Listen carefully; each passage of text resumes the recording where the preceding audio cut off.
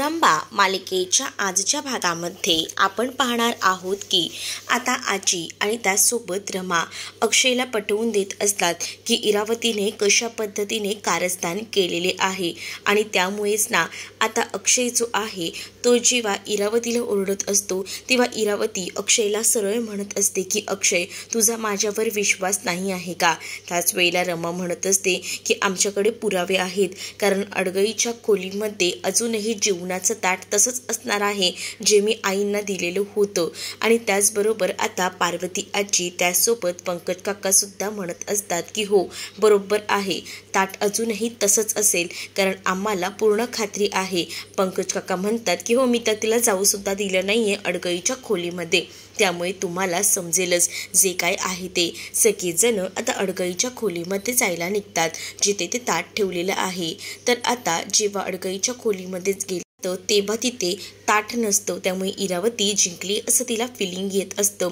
तर अक्षयला ती म्हणत असते की बघितलंस का, तुला मी म्हटलं होतं ना की इथं काहीच नाही आहे, पण तुझा ना माझ्यावर विश्वासच नव्हता, पण आता तरी कळतंय का, बघितलंस या मुलीवर तू एवढा विश्वास ठेवतोयस त्याचं तुला काय फळ मिळतंय ते, असं देखील आता म्हटलं जात असतं। आणि आता मी तर ठरवलं होतं की या घरात राहायचं नाही, पण आता मी तुला सांगते की मलाच ना मुळात आहे ना या घरात राहायचं आहे आता, आणि या नालायक मुलीला म्हणजे जी बाहेरून आली आहे तिला मला घरातून बाहेर हकलून टाकायचं आहे, असं देखील आता बोललं जात असतं। आणि इतकं सगळं जेव्हा इरावती आत्या बोलते तेव्हा अक्षयला आता कळत असतं की इरावती आत्याने चूक केलेली आहे, तरी सुद्धा आता इरावती आत्या या सगळ्या गोष्टी लपवत आहे।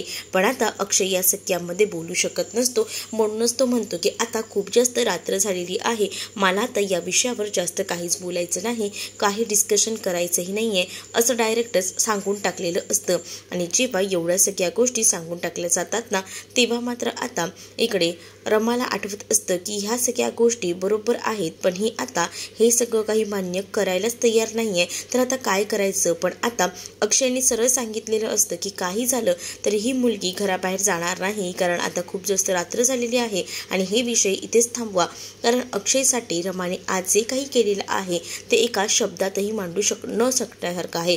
कारण इरावती आणि त्याचसोबत मालविकाने सीमाची जी काही अवस्था केलेली होती त्यामुळेच आता हे सगळं झालेलं होतं।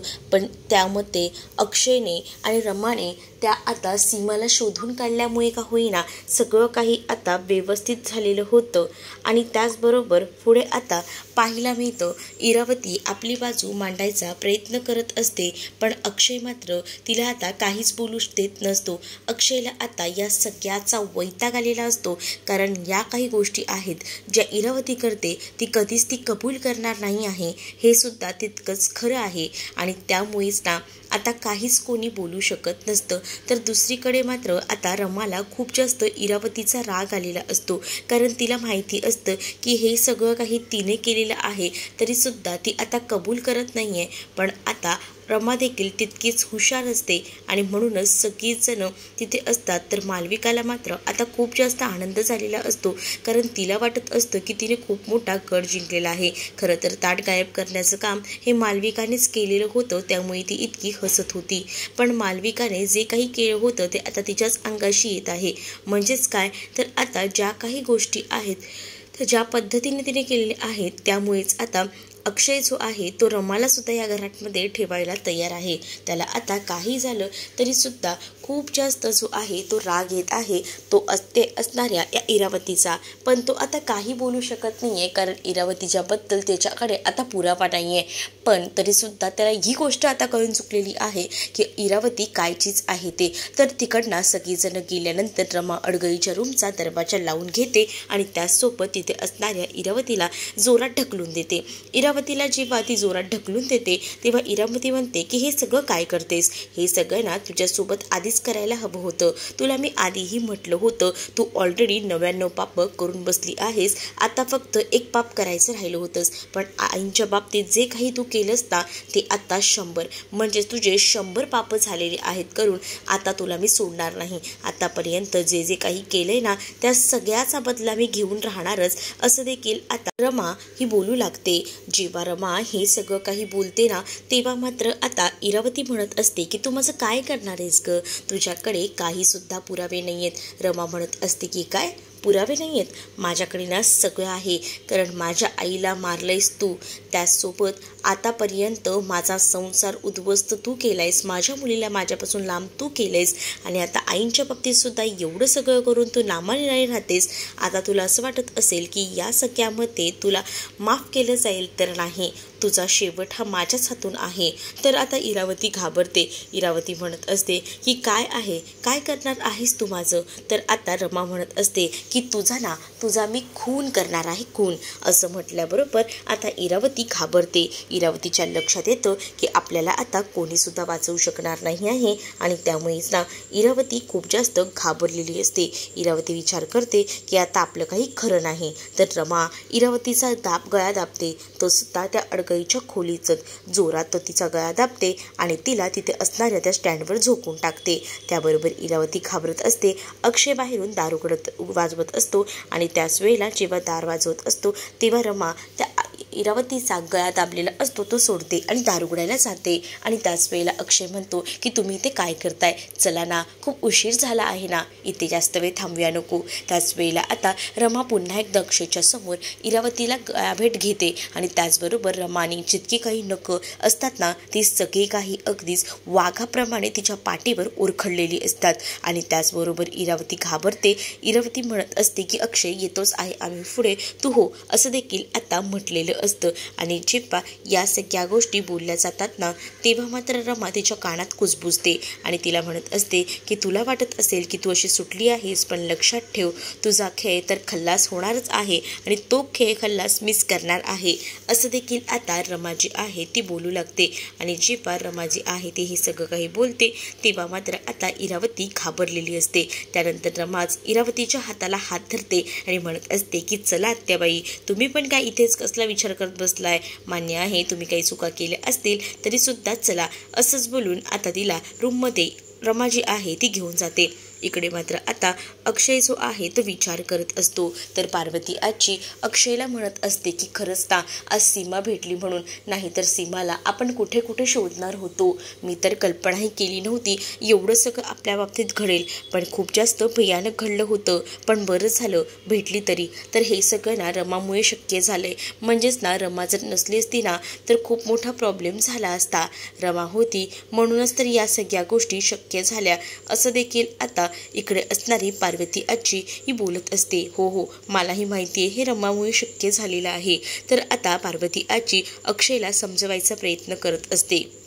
म्हणजेच रमाचं या घरासोबतचं असलेलं नातं बॉन्डिंग हे वेगळंच आहे, पण ते तुला का समजत नाही आहे. तुझ्या मनात सुद्धा रमाबद्दल खूप काही आहे, पण तू ह्या सगळ्या गोष्टी बोलून का दाखवत नाही. पण आता अक्षय म्हणत असतो की तू समजतेस तसं काहीसुद्धा नाही आहे आणि आता ही गोष्ट जास्त पुढे न्यायला नको, असं देखील तो बोलत असतो. कारण अजूनही त्याला त्या 7 वर्षापूर्वी घडलेल्या घटना आठवत असतात. पण आज ज्या काही गोष्टी घटना घडलेल्या असतात ना, त्या पण त्याच्या नजरेसमोर एकदम नवीन असतात. त्यामुळे ना जुन्या गोष्टींना थोडं का होईना बाजूला ठेव आणि आता या सगळ्या गोष्टींचा विचार कर. पहिल्यांदा मला सुद्धा रमा आवडायची नाही, पण त्यावेळेला तू मला समजवायचास. आज मला तुला समजवायला लागतंय की खरंच ना आपली रमा किती चांगली आहे ना. मीच रमाला ओळखण्यात चुकले, पण आता तू ओळखण्यात चुकू नकोस, कारण रमा खरंच खूप चांगली आहे, आपलं कुटुंब जपणारी आहे आणि तू एकदा या सगळ्याचा विचार करावा. देखील आता पार्वती आजी अक्षयला सांगत असतात आणि अक्षयला या सगळ्या गोष्टी समजल्यानंतर अक्षय म्हणत असतो की आजी आता मला या सगळ्याबद्दल काहीच बोलायचं नाहीये. पार्वती आजी आता अक्षयकडे पाहू लागते. तर अक्षयला मात्र आता या सगळ्याबद्दल जास्त डिस्कस करायचं नसतं आणि म्हणूनच तो असा शांत असतो आणि तो आता काय बोलावं आणि काय नाही या द्विधा मनस्थितीत अडकलेला असतो. त्यामुळेच ना आता मात्र तो तिकडनं निघून जातो. पण पार्वती आजीने ज्या पद्धतीने समजवलेलं असतं ना, त्यामुळे थोडं का होईना त्याच्यामध्ये बरेच बदल झालेले असतात. तर दुसरीकडे मात्र आता तिकडनं अक्षय आपल्या रूममध्ये जायला निघतो. तर पार्वती आजी एकटीच बडबड करत असते आणि ती म्हणत असते की या मुलाला आता कोणत्या पद्धतीने समजवू म्हणजे समजेल, असा देखील आता ती विचार करत असते. तर दुसरीकडे मात्र आता पाहायला मिळतं इथे मात्र रमा एकटीच रूममध्ये बसलेली असते आणि स्वतःच्या पायाला बाम लावत असते. कारण आज धावपळीत गडबडीत तिचा पाय मुरघळलेला असतो आणि त्यामुळेच ना ती आता पायाला बाम लावत बसलेली असताना अक्षय तिथे येतो आणि अक्षय जेव्हा तिथे येतो तेव्हा तो पाहतो. अक्षय जेव्हा पाहतो तेव्हा अक्षयला कळतं की हे सगळं काही का होतं आहे ते, आणि म्हणजेच त्याला आता गोष्टी कळलेल्या असतात की हिचा पाय मुरगळलेला आहे आणि म्हणूनच तर तिला त्रास होत असेल, म्हणून ती आता पायाला ते बाम लावत आहे. मग आता रमाला ते बाम वगैरे नीट लावताही येत नसतं, म्हणूनच अक्षय तिला म्हणतो की मी मदत करतो ते. पण आता रमाला अक्षयची ती मदत नको असते. रमा अक्षयला म्हणत असते की नको, कारण अक्षयला पायाला हात लावणार आणि या सगळ्या गोष्टी रमाला आवडत नसतात, आणि म्हणूनच रमा म्हणत असते की तुम्ही माझ्या पायाला हात लावणार आणि मला त्या गोष्टी नको आहेत, असं देखील आता ठामपणे त्यांनी म्हटलेलं असतं. तर दुसरीकडे मात्र अक्षय जेव्हा या सगळ्या गोष्टी बोलून टाकतो तेव्हा मात्र आता इकडे रमा जी आहे ती मात्र आता विचार करत असते. रमा म्हणत असते की नको, तुम्ही माझ्या पायाला तेल लावू नका, असं देखील ठामपणे तिने म्हटलेलं असतं. नाही नाही, माझ्या जेव्हा तू लावतेस तेव्हा मी असं काही बोलतो ना का, मी घेतेच ना करून, मग आता तुला सुद्धा या गोष्टी माझ्याकडनं करून घ्याव्याच लागतील, असं देखील आता अक्षय जो आहे तो बोलू लागतो. आणि जेव्हा अक्षय हे सगळं काही बोलतो तेव्हा मात्र आता जी रमा आहे ती शांतच राहते. मग रमाला अक्षय विचारत असतो की कुठे दुखते, इथे का? तर रमा म्हणत असते की इथे नाही, थोडं वरती. आणि असं बोलून बोलून आता हळूहळू का होईना अक्षय जो आहे तो रमाची बरीच साडी वरती करत असतो, पण रमाला आता अनकम्फर्टेबल वाटत असतं, कारण आता अक्षय तिला स्पर्श करतोय आणि तिला या स्पर्शामुळे सगळ्या जुन्या गोष्टी आठवतात, आणि त्यामुळेच आता अक्षयचा तो स्पर्श रमाला नकोसा वाटत असतो, कारण आता या सगळ्याची सवय झाली तर पुढे जाऊन आपल्याला त्रास होऊ शकतो, असा देखील विचार रमा करत असते. म्हणूनच आता रमा अक्षयला हे सगळं करण्यावाचून अडवत असते. पण त्यावर सुद्धा अक्षय म्हणत असतो की तू मला का लावायला देत नाहीयेस, वाटल्यास आहे ना मी डोळे बंद करतो, पण मला करायला दे ना, असं करू नकोस. आणि असं बोलूनच ना तो तिच्या पायाला ते बाम लावून देत असतो. तर रमा मात्र आता शांत असते. रमा आता फक्त डोळे बंद करते, तर अक्षय देखील आता रमाला डोळे बंद करूनच तो बाम लावत असतो.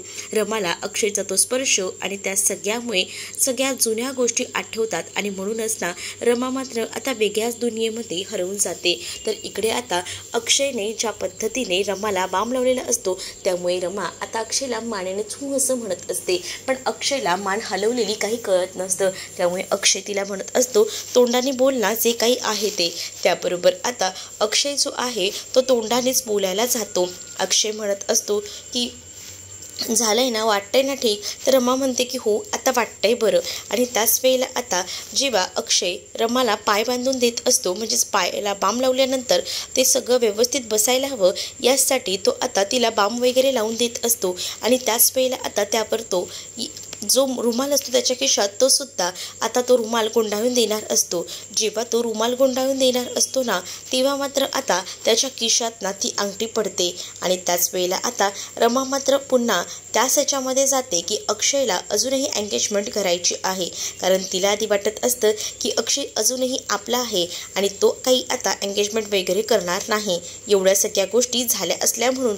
पण आता जेव्हा तो रिंगचा बॉक्स तिच्या हातात पडतो ना त्यामुळे आता रमा पुन्हा एकदा दुखावते.